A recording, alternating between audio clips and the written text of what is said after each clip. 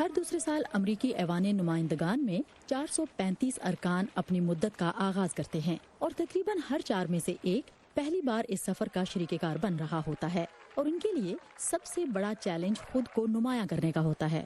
ان میں سے کچھ ارکان اپنے جداگانہ پس منظر کی وجہ سے فائدے میں رہتے ہیں۔ تاہم جنوری میں منتخب ہونے والی سفید فام امریکی خاتون کیٹی پورٹر کی اس سے قبل اپنی ریاست سے باہر کوئی خاص پہچان نہیں تھی، لیکن اگلے ہی ماہ ان کے سوال کرنے کے انداز نے انہیں نمایاں کر دیا۔ Why are your lawyers arguing? وفاقی عدالت میں آپ کے وکیل یہ کیوں کہتے ہیں کہ آپ کی اعداد و شمار کی خلاف ورزی سے کوئی نقصان نہیں پہنچا؟ Created by your data breach.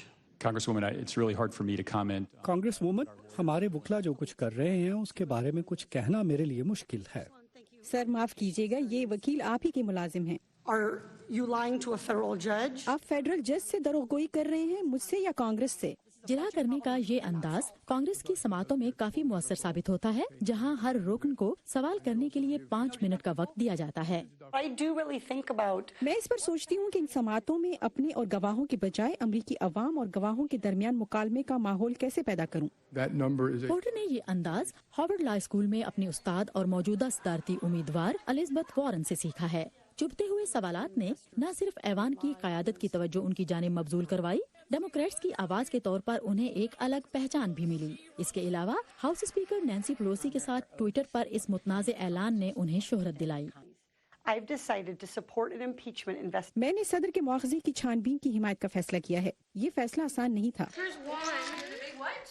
اپنے پہلے سال میں نئے ارکان اپنے خاندان اور نئی ذمہ داریوں کے درمیان گویا توازن کی جنگ لڑتے گزارتے ہیں۔ کیٹی پورٹر ہر ویکنڈ پر ہوائی سفر کر کے ملک کے دوسرے کنارے پر واقع اپنے گھر جاتی ہیں۔